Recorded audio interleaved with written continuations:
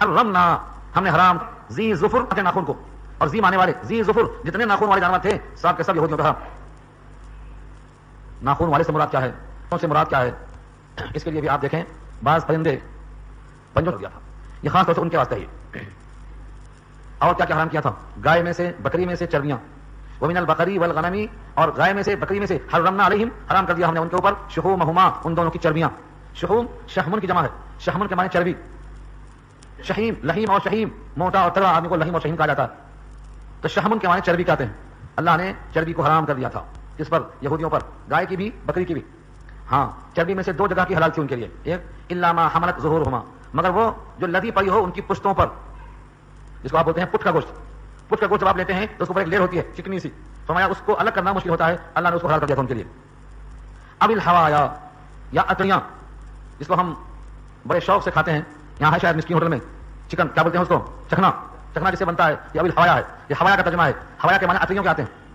اسی حوایا کو امعاء بھی کہا ہے اللہ نے سورہ محمد میں. سورہ محمد میں لفظ امعاء آیا ہے، یہاں اب الحوایا آیا ہے. تو ان اتڑیوں میں اگر لگا ہوا ہے یا پشت میں لگا ہوا ہے تو یہ جائز ہے. تیسری ایک اور جگہ ہے وہ مختلط بعظم، عظم کے معنی ہڈیاں، اختلاط کے معنی گڑ مڑ ہونا، مل جانا، خلط ہو جانا. جو چربی ان کی ہڈی میں خلط ملت ہو گئی ہے نکال کر الگ کرنا مشکل ہے، یہ بھی جائز ہے. یہ تین ان کے واسطے جائز تھی، باقی چربیاں ان کے واسطے حرام تھی. اب آپ سوچتے ہوں گے ہم کو تو حلال کیا ہے، ان کو کیوں حرام کیا ہوگا؟ اگر وہ جسم انسانی کے لیے مضر تھا تو آج مضر ہونا چاہیے، اور آج حلال ہے مضر نہیں ہے تو ان کے واسطے بھی مضر نہیں ہونا چاہیے. میں اس کی مثال کیا کرتا ہوں، بے جوڑ مثال ہے لیکن سمجھ میں آئے تو اچھی ہے. نواقض وضو 8 ہیں، جس سے وضو ٹوٹتا ہے وہ 8 چیزیں ہیں، اور ہر وہ چیز جسم کے اندر سے نکلنے سے ہی ٹوٹتا ہے، چاہے قبل سے یا دبر سے، پیشاب کے مقام سے نکلتا ہو یا کسی اور نکلنے سے ہی وضو ٹوٹتا ہے. لیکن اگر کوئی شخص نماز کی حالت میں کہاں مار کے ہنس دے تو اس کی نماز بھی گئی، اس کا وضو بھی گیا. مسئلہ معلوم ہے؟ معلوم کر لو. نماز کی حالت میں کہاں مار کے ہنس دیا، نماز کے باہر کہاں مارا تو وضو نہیں ٹوٹا، لیکن نماز کے اندر کہاں مارا تو وضو بھی گیا، نماز بھی گئی. لوگ بولتے ہیں یہ کہاں سے اگر وضو باہر نہیں ٹوٹ سکتا تو نماز میں ٹوٹ کیسے گیا؟ کیا جواب ہے آپ کے پاس؟ ہاں امام بخاری نے نقل کرتے ہوئے لکھا ہے، شارح بخاری نے، علامہ فخر الدین کے شاگرد رشید ایضاح البخاری کے اندر لکھتے ہیں بطور سزا کے اللہ نے وضو توڑا دیا اس کا، کہ تمہاری یہ جرات کہ رب کریم کے سامنے کہاں مار رہے ہو، اس شرارت، بے ہودگی، عدم سنجیدگی، وقار کے خلاف تمہارا کام ہے، بطور سزا کے تمہارے وضو کو توڑنے کا فیصلہ کر دیا رب کریم نے. نماز نہیں گئی، تمہارا وضو بھی گیا، پھر سے پیسہ ہو گیا. ایسے ہی یہ چربی مضر نہ تھی نہ مضر آج ہے، ان کی کچھ شرارتیں تھیں، ان کی وجہ سے اللہ نے ان کو سزا یہ چیز حرام کر دیا تھا. دیکھو الفاظ، ذالک جزیناہم ببغیہم، ہم نے ان کو جزا دی تھی، سزا دی تھی، ببغیہم ان کے شرارت کی وجہ سے. بغی ان کے معنی شرارت، سرکشی، زیادتی. کیا کیا تھی ان کی زیادتیاں پیچھے پڑ چکے ہیں آپ. وَإِنَّا لَصَادِقُونَ، اور ہم بے شک سچے ہیں، حقیقت یہی ہے. چربیوں میں کوئی خرابی نہیں ہے، یہ حرمت ان کے حق میں صرف ان کی شرارت کی وجہ سے. فَإِن كَذَّبُوكَ فَقُلْ رَبُّكُمْ ذُو رَحْمَةٍ وَاسِعَةٍ، بس اگر وہ تجھ کو جھٹلائیں، تیری تکذیب کریں تو اے نبی ان سے کہہ دو ربکم ذو رحمۃ واسعہ، ربکم ذو رحمۃ واسعہ.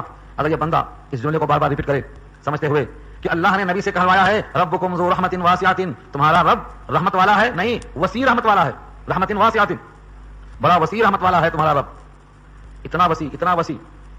اس پر ایک دعا یاد آئی مجھے، نبی کریم صلی اللہ علیہ وسلم کی طرف سے امت کو سکھائی گئی ہے، کاش کہ آپ اس دعا کو سمجھ کر پائیں.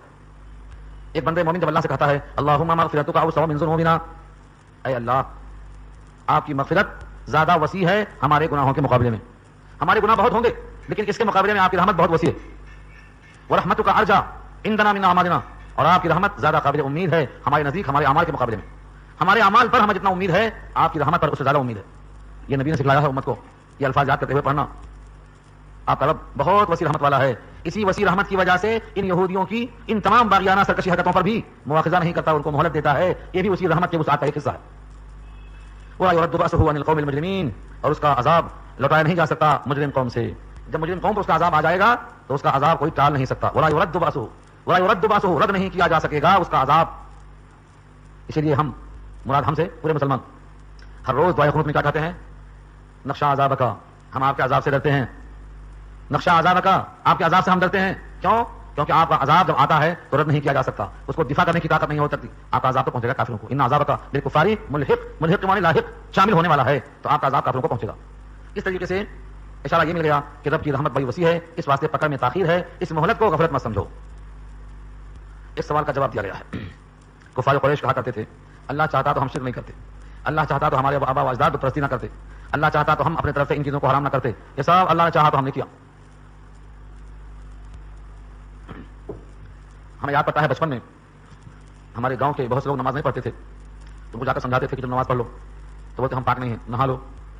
تو بولتے تھے اللہ چاہے گا تو پڑھ لیں گے, اللہ چاہے گا تو پڑھ لیں گے, اللہ چاہے گا تو پاک ہو جائیں گے. یعنی جو کام کرنے کا دل نہیں چاہتا اس کو یوں کہتے ہیں اللہ چاہے گا تو کر لیں گے. اور جب کھانے کا وقت آتا تو ہاتھ دھو کے فوراً بیٹھ جاتے. یہ نہیں بولتے ہاتھ نہیں دھوئیں گے اللہ چاہے گا تو ہاتھ دھل جائے گا, ہاتھ سے لقمہ نہیں اٹھائیں گے اللہ چاہے گا تو لقمہ اٹھ جائے گا. یہ کبھی نہیں بولتا.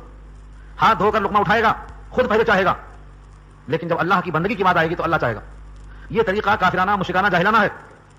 اگر آپ کو اللہ نے اختیار نہیں دیا ہوتا ہاتھ اٹھانے کا, اٹھ کر نہانے کا, اٹھ کر وضو کرنے کا, کپڑا بدل کر اللہ کے پاس جھکنے کا اختیار سلب کر لیا ہوتا تو ایسی بات کہاں بجا تھا. لیکن اللہ نے تو آپ کو اختیار دیا ہے, اٹھو یا سو جاؤ, پاک رہو یا نہ پاک رہو, اللہ کو سجدہ کرو یا سجدہ نہ کرو.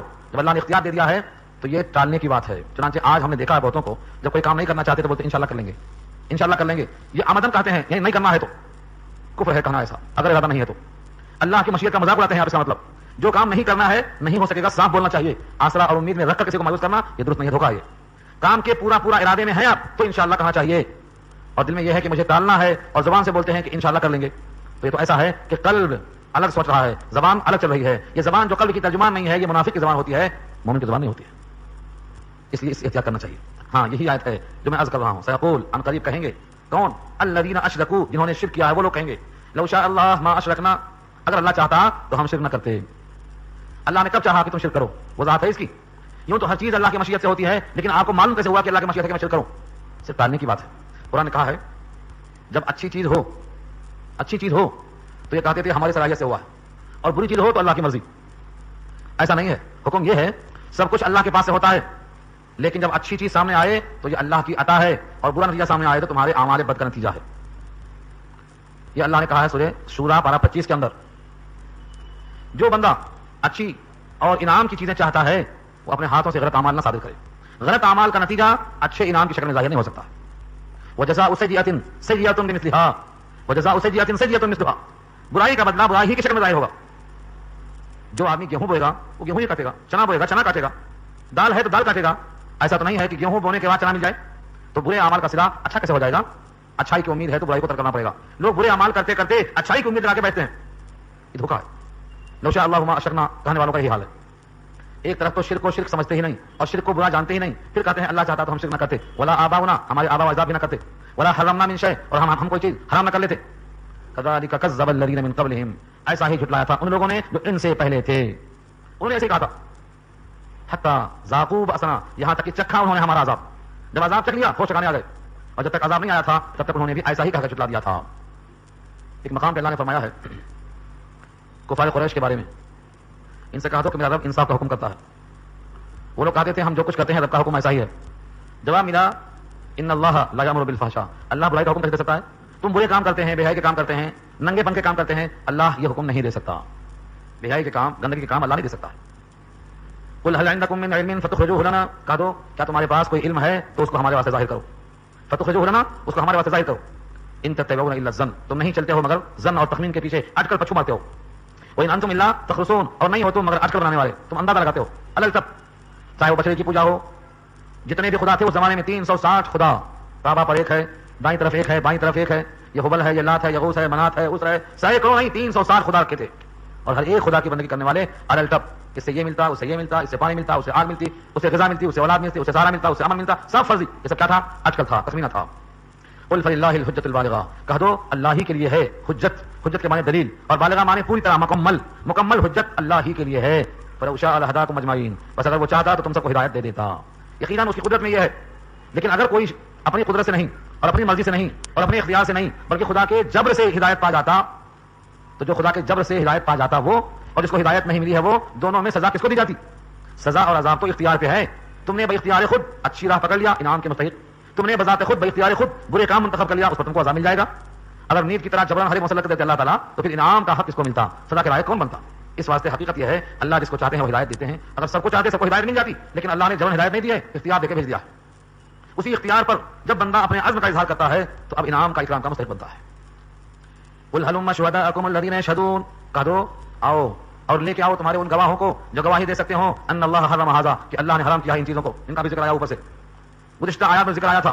لاؤ کون ہے تمہارے ساتھ گواہی دینے والا؟ فإن شهدوا, بس اگر بفرض محال وہ گواہیاں دے دیں, جھوٹی گواہی, فرضی گواہی, بلا علم کی گواہی, گمراہوں کی گواہی, جیسے آج کی گواہی ہوتی ہے, جتنے چاہے گواہ لے لو, چند سکے پھینکو گواہ مل جاتے, جو چاہے لکھوا لو, جو چاہے کہلوا لو, جو چاہے وہ گلوا لو, فرضی گواہ.